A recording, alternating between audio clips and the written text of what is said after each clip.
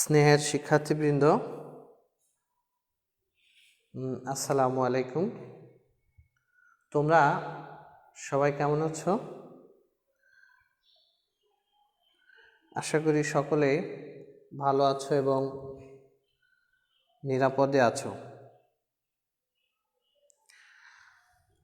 আমরা সমাজবিজ্ঞান লাইভ ক্লাসের ধারাবাহিকতায়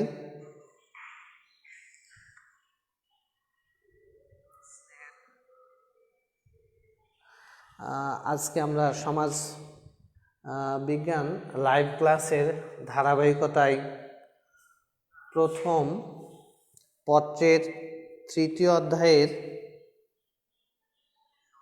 যে বিষয়গুলো পড়ছি বা সমাজবিজ্ঞানীদের যে মতবাদ এবং অবদান, এই অধ্যায়টির আজকে সর্বশেষ সমাজবিজ্ঞানী সম্পর্কে আমরা জানার চেষ্টা করব। সুপ্রিয় শিক্ষার্থী বন্ধুরা, আমরা ইতোপূর্বে যে কয়েকজন সমাজবিজ্ঞানী সম্পর্কে পড়েছি আমি আবারও রিপিট করি। Ibn Khaldun, Auguste Comte, Herbert Spencer, Emile Durkheim এবং কার্ল মার্কস।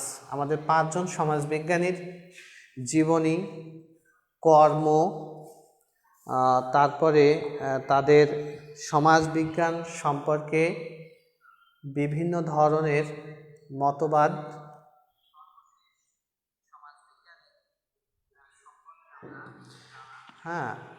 তো এই বিষয়গুলো আমরা জেনেছি। আজকে আমরা সেই ধারাবাহিকতা রক্ষা করে আজকে আরেকজন সমাজবিজ্ঞানী সম্পর্কে পড়ব।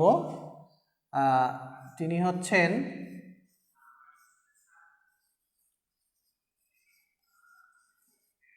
Max weber.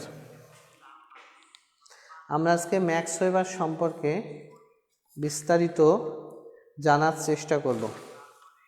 আমরা জন্ম মৃত্যু সালটা যদি লিখি তাহলে 1864 এবং 1920।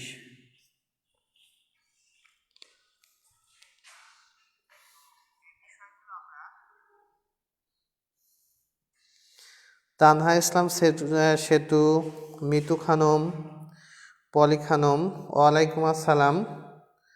তোমরা সবাই ভালো আছো?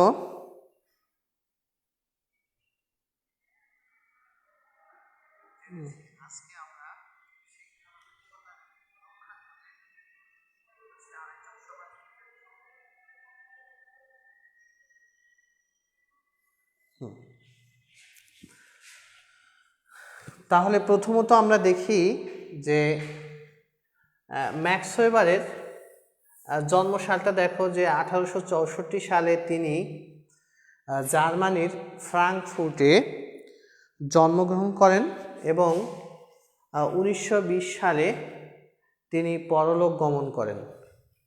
1864 থেকে 1920 এই মধ্যবর্তী সময়ে বা তিনি জীবিত থাকাকালীন অবস্থায় সমাজবিজ্ঞান সম্পর্কে যে বিভিন্ন ধরনের চিন্তা চেতনা মতবাদ প্রদান করেছেন সেই বিষয়গুলোই আমরা আজকে দেখার চেষ্টা করব ইনশাআল্লাহ।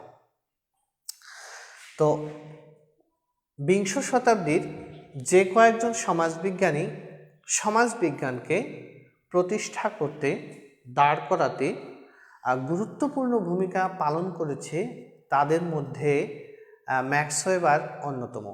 ম্যাক্স ওয়েবার ছোটকাল থেকেই অত্যন্ত ধীশক্তির অর্থাৎ মেধা এবং প্রজ্ঞার অধিকারী ছিলেন। তিনি খুব রাত জেগে লেখাপড়া করতেন। এমনও গল্প একটি শুনতে পাওয়া যায় যে তার মা তাকে বলে যে তুমি এত রাত জেগে পড়ালেখা করো কেন, তোমার তো শরীর স্বাস্থ্য খারাপ হয়ে যাবে। তো ম্যাক্স ওয়েবার প্রত্যুত্তরে বলে যে আমি যদি রাত জেগে পড়ালেখা না করি তাহলে ভালো কিছু হয়তো করতে পারবো না। তো রাত জেগে গভীরভাবে চিন্তা চেতনা করে রাত জেগে বেশি সময়, মানে এই রাত জাগাটা অর্থাৎ বেশি সময় ধরে লেখাপড়া করলে অবশ্যই ভালো কিছু করতে পারবে। তো তোমরা যারা সমাজবিজ্ঞান স্টাডি করতেছো বা সমাজবিজ্ঞান পড়তেছো সেই সমাজবিজ্ঞানের এই ম্যাক্স ওয়েবারের যে রাত জেগে পড়ালেখার যে অভ্যাসটা ছিল সেই অভ্যাসটা যদি তোমরা নিজেদের লাইফে অ্যাপ্লাই করতে পারো তাহলে কিন্তু তোমরাও অ্যাটলিস্ট ম্যাক্স ওয়েবার হতে না পারো, সমাজবিজ্ঞান বা ম্যাক্স ওয়েবারের ওই মানুষটি হতে না পারো, কিন্তু তার সমকক্ষ, তার চিন্তা চেতনার আর সম্পন্ন মানুষ হয়ে গড়ে উঠতে পারবে। তো এই জন্য তোমরা অবশ্যই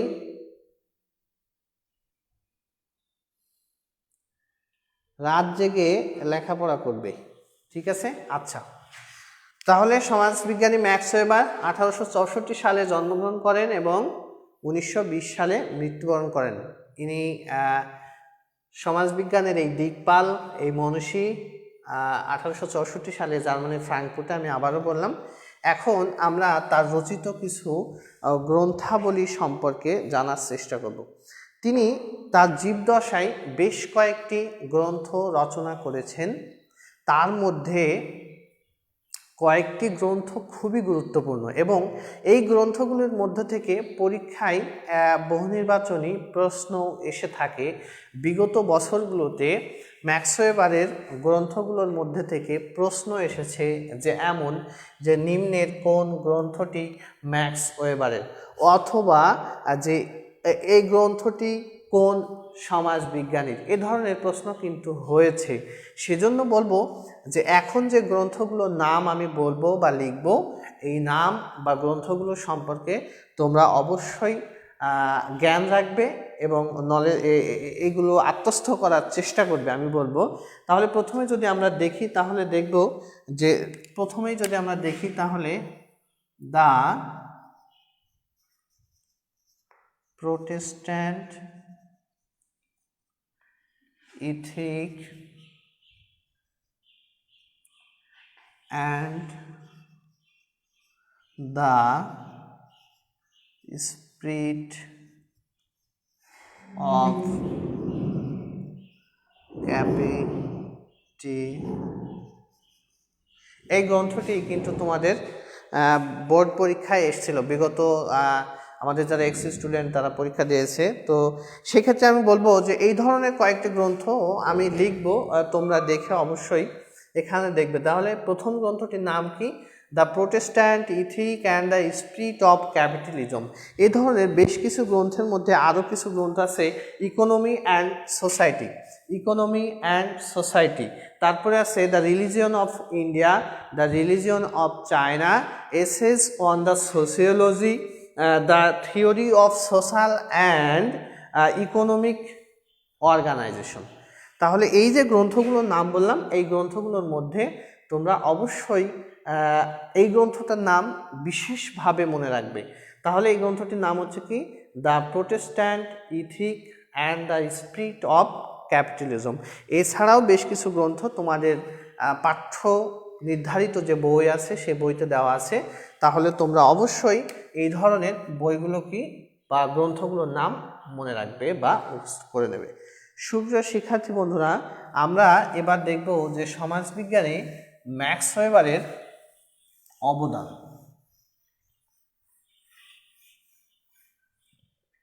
আমরা এখন ম্যাক্স ওয়েবারের যদি অবদান দেখি তাহলে আসলে সমাজবিজ্ঞানে তিনি কোন কোন সেক্টর নিয়ে বা মতবাদ দিয়েছেন বা আলোচনা করেছেন। তাহলে আমরা প্রথমে যদি দেখি তাহলে দেখব কি সামাজিক,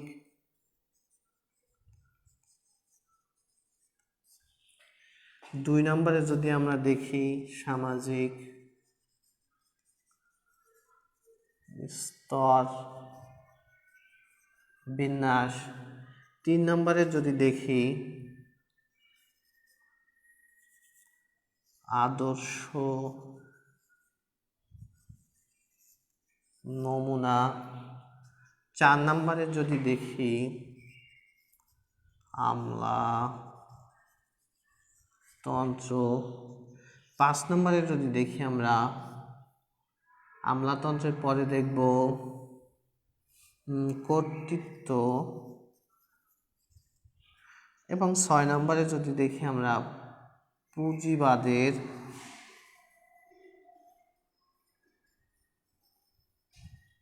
বিকাশ সর্বোপরি এবং নগর সম্পর্কে তিনি আলোচনা করেছেন। লেখাগুলো কি বোঝা যায়? তোমরা লেখাগুলো বুঝতে পারছো সবাই?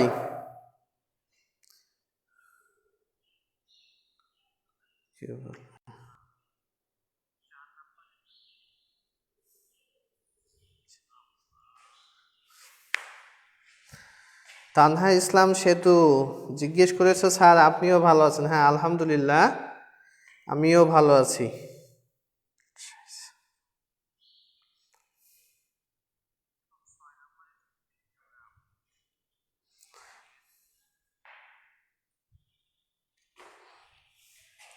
তাহলে আমরা কি দেখলাম যে ম্যাক্স ওয়েবারের সমাজবিজ্ঞান সম্পর্কে যে মতবাদ, যে অবদান, সেগুলো দেখলাম যে কি সামাজিক ক্রিয়া, সামাজিক স্তরবিন্যাস সম্পর্কিত আলোচনা, আদর্শ নমুনা। এটা আসলে 2 নম্বর দিলে হতো।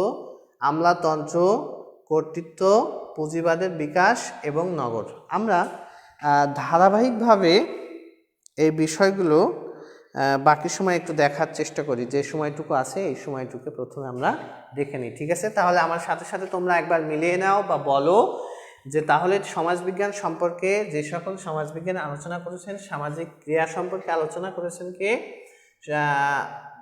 সামাজিক ক্রিয়া ম্যাক্স ওয়েবার, সামাজিক স্তরবিন্যাস, আদর্শ নমুনা, আমলাতন্ত্র, কর্তৃত্ব, পুঁজিবাদী বিকাশ এবং নগর। অর্থাৎ প্রত্যেকটি সমাজবিজ্ঞানের যে বিষয়বস্তুগুলো আছে, এই বিষয়বস্তুগুলো বা সমাজবিজ্ঞানের আলোচনার বিষয় কি হবে, সমাজবিজ্ঞানের পঠিত বিষয় কি হবে, এগুলো কিন্তু এই সমাজবিজ্ঞানীদের বিভিন্ন চিন্তা চেতনা মতবাদ থেকে এসেছে এবং সমাজবিজ্ঞানটা ঠিক ওইভাবেই সাজানো হয়েছে। তাহলে আমরা প্রথমে দেখি যে সামাজিক ক্রিয়া বলতে আমরা কি বা তিনি কি বুঝিয়েছেন। দেখো আমি বলি যে ম্যাক্স ওয়েবারের সামাজিক ক্রিয়া প্রত্যেকটি সমাজবিজ্ঞানী কিন্তু সমাজবিজ্ঞানের এক একটা অংশকে সমাজবিজ্ঞানের আলোচনার মূল বিষয়বস্তু হিসেবে চিন্তা করেছেন। যেমন ইবনে খালদুন আল আসাবিয়াকে কেন্দ্র করে আলোচনা করেছেন। তারপরে কার্ল মার্কস অর্থনীতিকে আলোচনা করে সমাজবিজ্ঞানী অগাস্ট কোট সমাজবিজ্ঞানের জনক, তিনি সামাজিক গতিশীলতা, সামাজিক স্থিতিশীলতা, সমাজবিজ্ঞানকে কেন্দ্র করে এই ধরনের আলোচনা। এরপরে তিনি আদার্স যে বিষয়গুলো আছে এক্সেট্রা, এরপরের সময় হারবার্ট স্পেন্সার জীবদেহের সাথে সমাজের একটা তুলনা করে দেখিয়েছেন। এমিল ডুরকিম সোশ্যাল ফ্যাক্ট বা কালেকটিভ কনসায়েন্স, এই বিষয়গুলোকে তিনি আঁকড়িয়ে ধরেছেন। ঠিক তেমনই সমাজবিজ্ঞানী ম্যাক্স ওয়েবারও মূলত তিনি বলছেন যে সমাজবিজ্ঞানের মূল আলোচনার কেন্দ্রবিন্দু বা মূল বিষয়বস্তুই হচ্ছে মূলত কি সামাজিক ক্রিয়া। এই ক্রিয়া বলতে কি কাজ। এখন আমরা প্রথম থেকেই বলে আসছি যে সমাজবিজ্ঞানের মূল আলোচনার বিষয়বস্তু হচ্ছে সমাজ, আর সমাজের মূল আলোচনার বিষয়বস্তুটা হচ্ছে কি মানুষ। তো মানুষকে কেন্দ্র করেই মূলত সমাজবিজ্ঞানের সকল বিষয় কি হয়, আবির্ভূত হয়। তো সেই প্রেক্ষাপটে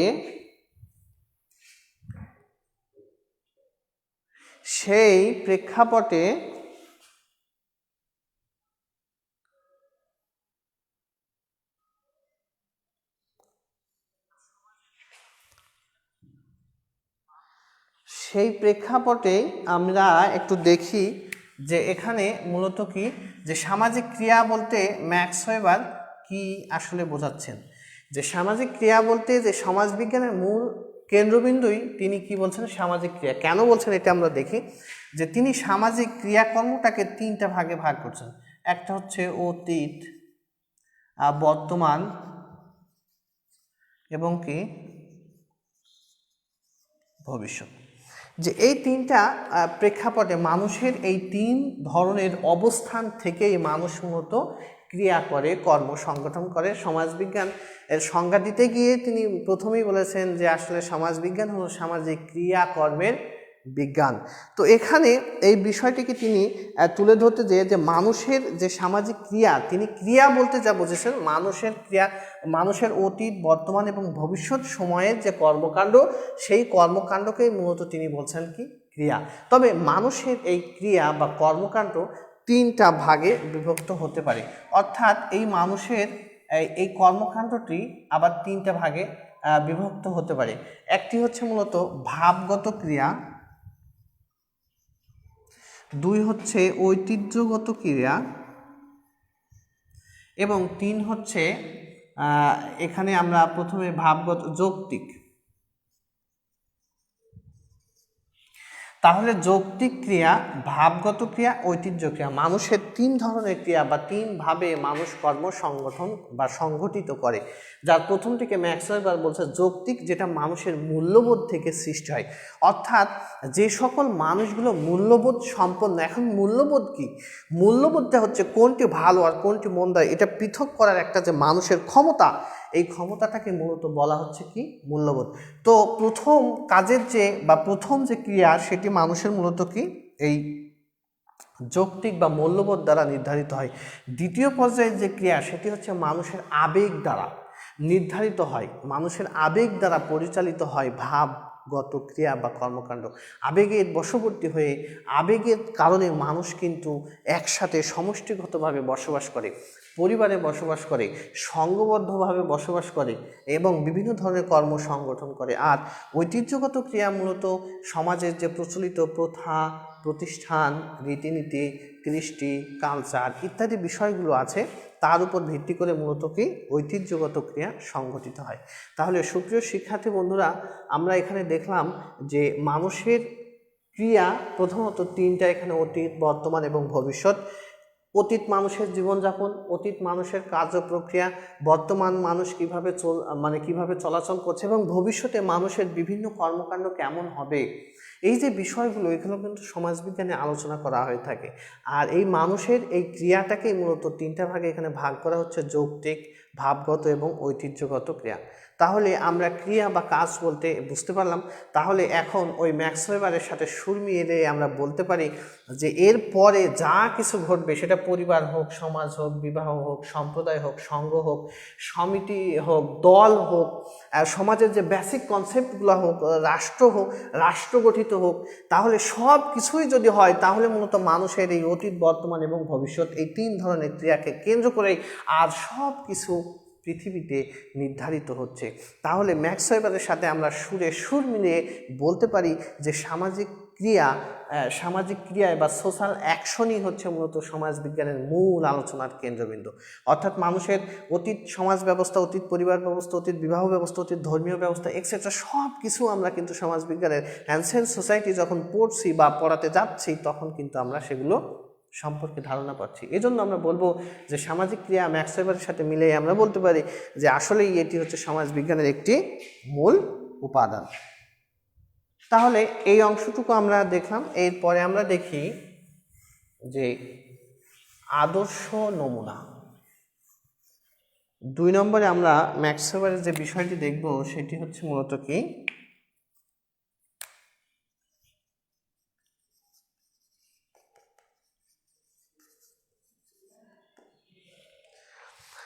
সুপ্রিয় শিক্ষার্থী বন্ধুরা, আদর্শ নমুনা ম্যাক্স ওয়েবারের আরেকটি কাল্পনিক একটা অবস্থা। অর্থাৎ আদর্শ নমুনার কিন্তু বাস্তবিক বা প্রকৃতপক্ষে কোনো স্থান নেই বা প্রকৃতপক্ষের বাস্তবতা নেই। এটি মানুষের বা একজন সমাজবিজ্ঞানীর, একটা সমাজ চিন্তাবিদের একটা অন্তর্দৃষ্টির একটা বিষয় এবং কোনো বিষয় সম্পর্কে কাঠামোটা কি হবে সেই বিষয়ে মোটামুটি তার একটা আইডিয়া বিল্ড আপ করাটাই হচ্ছে মূলত কি? আদর্শ নমুনা। অর্থাৎ তিনি যদি কখনো কোনো বিষয় সম্পর্কে গবেষণা করতে চান, কোনো বিষয় সম্পর্কে জানতে চান, সমাজ সম্পর্কিত কোনো ঘটনাকে ব্যাখ্যা করতে চান, তার পূর্বে প্রথমত যে ব্যক্তি গবেষক বা গবেষণাধীন এলাকার গবেষণা করতে যাবে সেই প্রেক্ষাপট সম্পর্কে একটি আনুমানিক অবস্থা সে কাল্পনিক বিষয়টা দাঁড় করিয়ে নেবে, ধারা ধরে নেবে, সেটি হচ্ছে মূলত কি? এই আইডিয়াল টাইপ বা আদর্শ নমুনা। এই আদর্শ নমুনার উপর ভিত্তি করেই মূলত সমাজের সব বিষয়বস্তু কি নির্ধারিত হবে। এই যে একটা কাল্পনিক চিন্তা চেতনা, এটিকেই মূলত তিনি আদর্শ নমুনা হিসেবে চিন্তা করেছেন এবং সমাজের সকল বিষয়গুলোই মূলত এই আদর্শ নমুনার উপর ভিত্তি করে যাবে। আমরা এই আদর্শ নমুনা প্রত্যয়টি বোঝার জন্য আমরা প্লেটোর যে আদর্শ রাষ্ট্র ব্যবস্থা আছে, তিনি যে রাষ্ট্র ব্যবস্থার কল্পনা করেছিলেন ঠিক ওই ধরনের একটা অবস্থা। তিনি কিন্তু কল্পনা করে বলে গিয়েছিলেন যে আদর্শ রাষ্ট্রটা এরকম হবে, একজন রাষ্ট্রনায়ক যে হবে তার কোনো পরিবার থাকবে না, আর পরিবার না থাকলে সে দুর্নীতি করবে না, আর দুর্নীতি না করলে সমাজ ব্যবস্থা কি হবে, ভালো হবে। এই যে আদর্শ রাষ্ট্রের যে একটা নমুনা, আদর্শ রাষ্ট্রের যে একটা ধারণা প্লেটো সেই অনেক পূর্বে দিয়ে গেছেন, সেটা কিন্তু বাস্তবিক পক্ষে যদি চিন্তা করা যায় কিছুটা অর্থেও সঠিক। তো ওই ধরনের কল্পনাপ্রসূত কোনো বিষয়টাকেই মূলত বলা হচ্ছে কি আদর্শ নমুনা। অর্থাৎ সমাজের কোনো বিষয়বস্তু সম্পর্কে আলোচনা করার পূর্বে সেই বিষয় সম্পর্কে একটি জ্ঞান ধরে নেয়াকে, অনুমান করে নেয়াকে, অন্তর্দৃষ্টি দেয়াকে, অনুধাবন করাকে মূলত বলা হচ্ছে কি আদর্শ নমুনা। তাহলে সুপ্রিয় শিক্ষার্থী বন্ধুরা, আমরা ম্যাক্সওয়েলের আদর্শ সম্পর্কে আলোকপাত করলাম বা দেখলাম। এরপরে যদি আমরা দেখব সামাজিক স্তরবিন্যাস। সামাজিক স্তরবিন্যাসের ক্ষেত্রে কার্ল মার্কস যেখানে একমাত্রিক ধারণা দিয়েছেন, অর্থনীতির উপর ভিত্তি করেই মূলত তিনি আলোচনা করেছেন, বা অনেক সমাজবিজ্ঞানী সামাজিক স্তরবিন্যাস সম্পর্কে দেখেছেন, কিন্তু ম্যাক্সওয়েল সামাজিক স্তরবিন্যাসের যে ধারণা প্রদান করেছেন সেখানে তিনি ত্রিমাত্রিক ধারণা প্রদান করেছেন। এই ত্রিমাত্রিক ধারণা অর্থাৎ তিনটি মাত্রা, তিনটি ক্ষেত্রের উপর ভিত্তি করে সমাজস্থ মানুষকে বিভিন্ন উঁচু নিচু অবস্থানে বিভক্ত করা বা ভাগ করার যে প্রক্রিয়া, সেই অবস্থাটিকে দেখিয়েছেন। তাহলে এখানে যে সমাজস্থ মানুষকে বিভিন্ন স্তরে ভাগ করা হয়েছে, এই ভাগকেই মূলত বলা হয় কি সামাজিক স্তরবিন্যাস। আর ম্যাক্সওয়েলের মতে এই সামাজিক স্তরবিন্যাসের ক্ষেত্র মূলত তিনটি। প্রথমত হচ্ছে কি শ্রেণী, আর তারপরে হচ্ছে মর্যাদা, এবং সর্বশেষ যেটি হচ্ছে সেটি হচ্ছে মূলত কি ক্ষমতা। এভাবে এই তিনটি বিষয়ের উপর সমাজস্থ মানুষকে যে উচ্চবিত্ত, মধ্যবিত্ত, নিম্নবিত্ত বা দাস বা যেভাবেই ভাগ করুক না কেন, মানুষের সুযোগ সুবিধা প্রাপ্তির ক্ষেত্রে সামাজিক স্তরবিন্যাসের ক্ষেত্রে তিনি এই ধরনের তিনটা কনসেপ্ট ব্যাখ্যা করেছেন। একটি হচ্ছে শ্রেণী, দ্বিতীয়টি হচ্ছে মর্যাদা, তৃতীয়টি হচ্ছে মূলত কি ক্ষমতা। এভাবে সামাজিক স্তরবিন্যাসের ক্ষেত্রে তিনি তিনটা মাত্রার কথা বলেছেন, তিনটা ধারণা দিয়েছেন। এজন্য তার এই ধারণাটাকে, তার এই চিন্তা চেতনাটিকে সমাজবিজ্ঞানের ভাষায় ত্রিমাত্রিক সামাজিক স্তরবিন্যাসের ধারণা প্রদান করেছেন, এই ধরনের একটা মতবাদ দেওয়া হয়। সুপ্রিয় শিক্ষার্থী বন্ধুরা, এরপরে আমরা দেখব সামাজিক স্তরবিন্যাস সম্পর্কিত দেখলাম, এরপর দেখব কর্তৃত্ব বা অথরিটি। এটি খুব মজার বিষয়। এই বিষয়টি আমরা সমাজবিজ্ঞানে দেখি যে আমরা কর্তৃত্ব বলতে কি বুঝি, কর্তৃত্ব বলতে কি বুঝি বা অথরিটি বলতে কি বুঝি, আমরা এটুকু যদি দেখি যে প্রত্যেকটা মানুষের দৈহিকভাবে কি আছে, ক্ষমতা আছে, পলিটিক্যালভাবে রাজনৈতিক ক্ষমতা আছে। ক্ষমতাটা এখানে মানুষের একটা স্তরবিন্যাসের ক্ষেত্র। তো যখন একজন মানুষের অর্থাৎ একজন ব্যক্তির ক্ষমতাটা বৈধ হয়, যেমন উদাহরণ দিয়ে আমি বলি যে ক্লাসরুমের ভিতরে শ্রেণীকক্ষের মধ্যে বা তুমি আমার শিক্ষার্থী, তো তুমি যদি কোনো একটা অন্যায় করে থাকো তাহলে তোমাকে বকা দেওয়ার, তোমাকে কিছুটা মার দেওয়ার রাইট কিন্তু আমার আছে, অধিকার আছে, ক্ষমতার আছে। তো তোমাকে বকা দেওয়ার যে ক্ষমতা, এটি যখন আমার বৈধতা হচ্ছে, অর্থাৎ তুমি আরেকটু ক্লিয়ার উদাহরণ দিই, দেখো যখন একজন প্রশাসনের মানুষ অর্থাৎ একজন পুলিশ এসে তোমাকে দুইটা থাপ্পড় দিচ্ছে, তুমি কি তার থাপ্পড়ের পরিবর্তে তুমি কি তাকে থাপ্পড় দিতে পারছো? পারছো না। কারণ কি? কারণ হচ্ছে পুলিশের কর্তৃত্ব আছে তোমাকে থাপ্পড় দেওয়ার, তুমি অন্যায় করেছো সেজন্য, কিন্তু তোমার ক্ষমতা আছে, তুমি কিন্তু একজন প্রশাসনের ব্যক্তির গায়ে হাত দিতে পারছো না বা তাকে মারতে পারছো না, অপমান করতে পারছো না, অপদস্থ করতে পারছো না, কারণ তোমার ক্ষমতা থাকলেও অথরিটি দেওয়া হয়নি, কর্তৃত্ব দেওয়া হয়নি।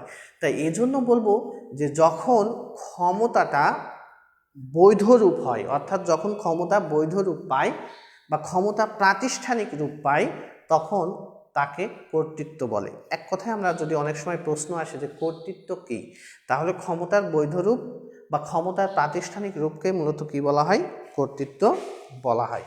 এখন সমাজবিজ্ঞানে একজন ব্যক্তির কর্তৃত্ব কয় ধরনের হতে পারে, একজন ব্যক্তির বা কর্তৃত্ব কয় ধরনের হতে পারে?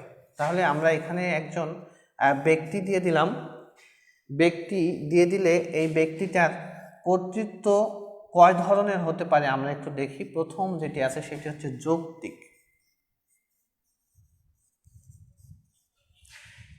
দ্বিতীয়টি হচ্ছে ঐতিহ্য, তৃতীয়টি হচ্ছে ঐন্দ্রজালিক,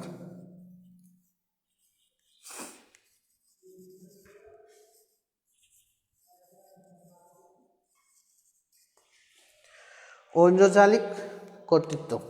সুপ্রিয় শিক্ষার্থী বন্ধুরা, তাহলে এটি হচ্ছে যৌক্তিক, একটি হচ্ছে ঐতিহ্যগত, আর একটি হচ্ছে কি ঐন্দ্রজালিক কর্তৃত্ব।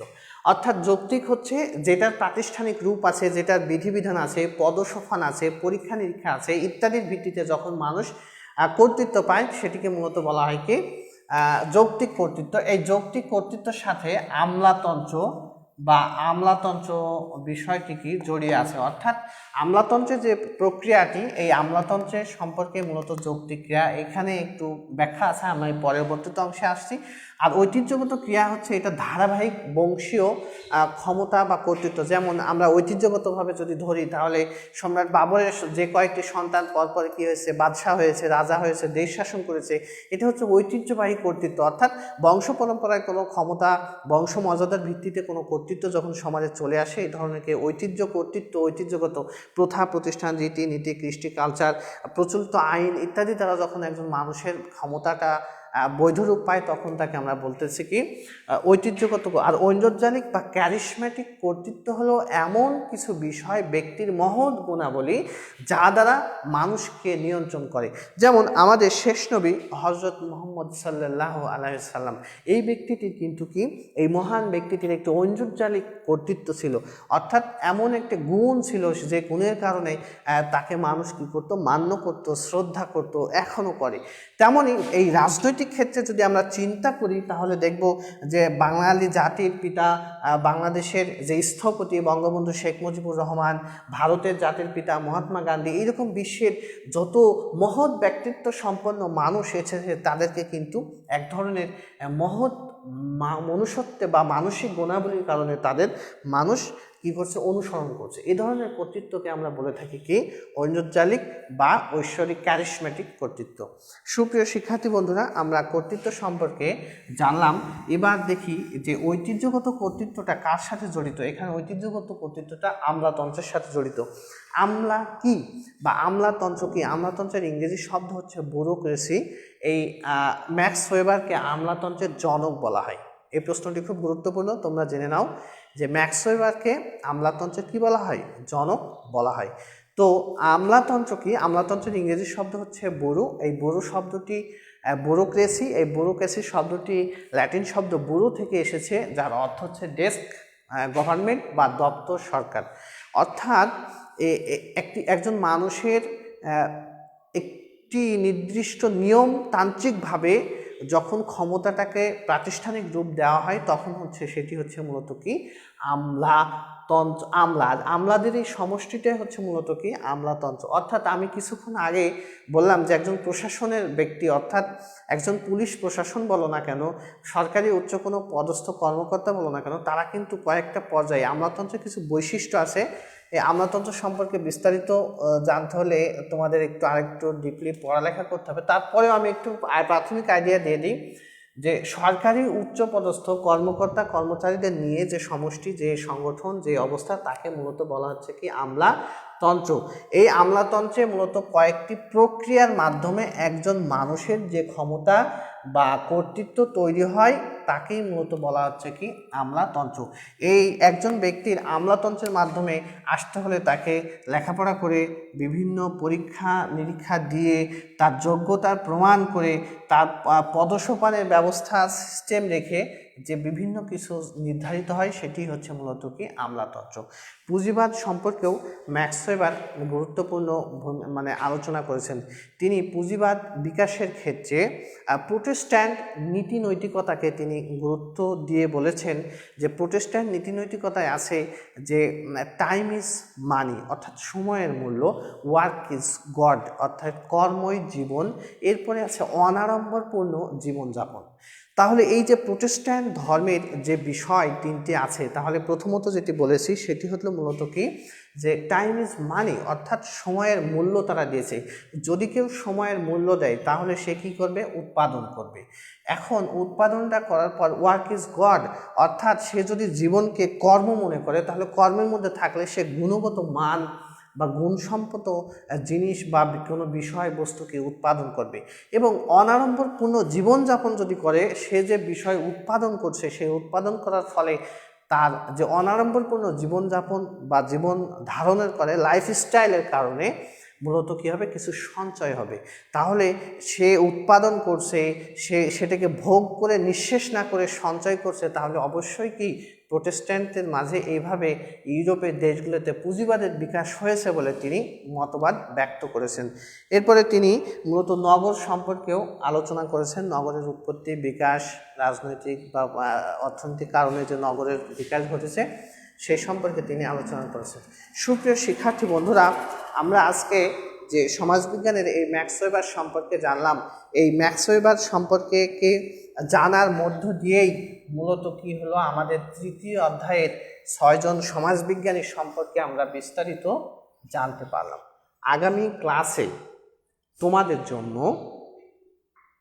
অনলাইন ভিত্তিক সমাজবিজ্ঞান টিউটোরিয়াল পরীক্ষা অনুষ্ঠিত হবে তৃতীয় অধ্যায়ের উপর। আমি আশা করব প্রত্যেকটা ছেলেমেয়েই, আমরা জানি যে তোমরা মোবাইল ব্যবহার করো, ইন্টারনেট ব্রাউজ করো। এই গ্রুপে 296 জন বা 300 অধিক স্টুডেন্ট আছে। তার মধ্যে আমি যদি 150 জনও বাদ দিই যে সেকেন্ড ইয়ারের কিছু আছে, তারপরেও আমি ধরে নিলাম যে 150 অর্থাৎ 150 জন স্টুডেন্ট তোমরা রানিং মোবাইল ব্যবহার করো। আমরা যখন দেখি যে একটা ক্লাস তোমরা অনেকেই সিন করতেছো, নোটিশ সিন করতেছো, তোমরা কিন্তু পরীক্ষাগুলো অ্যাটেন্ড করো না, তোমরা মোবাইল ডাটাগুলো অন্যান্য পারপাসে ব্যয় করো। তো আমি বলবো যে তোমাদেরকে যে আমরা অত্যন্ত কষ্ট করে সময় নিয়ে তোমাদের জন্য এই অনলাইন ভিত্তিক যে কুইজ প্রশ্নগুলো রেডি করি। তো এই রেডি করে তোমাদের সাড়া না পেলে আমরা খুব আপসেট হই। তো যাই হোক, আমি বলবো যে আগামী টিউটোরিয়াল পরীক্ষায় সর্বাধিক ছেলেমেয়ে উপস্থিত আমি কামনা করছি এবং সবাই অংশগ্রহণ করবে। তৃতীয় অধ্যায়টি ভালো করে পড়ো। নেক্সট তোমাদের ক্লাস আছে আগামী শনিবারে তোমাদের মোটামুটি এই অধ্যায়ের উপর একটি প্রশ্ন থাকবে। এই জন্য তোমরা এই অধ্যায়টি পড়বে। এই অধ্যায়ের পিছনের যে জ্ঞানমূলক, বহু নির্বাচনী এবং সৃজনশীল প্রশ্ন আছে সেগুলো সম্পর্কেও ধারণা নিবে। আর এই অধ্যায় সম্পর্কে যদি কোনো প্রশ্ন থাকে মেসেঞ্জারে নক করবে অথবা ফেসবুকে কমেন্ট করেও জানাবে, আমি তোমাদেরকে উত্তর দেওয়ার চেষ্টা করব। সবাই ভালো থেকো, সুস্থ থেকো, সকলের সুস্বাস্থ্য কামনা করে আজকের মতো বিদায় নিচ্ছি। আল্লাহ হাফেজ, আসসালামু আলাইকুম।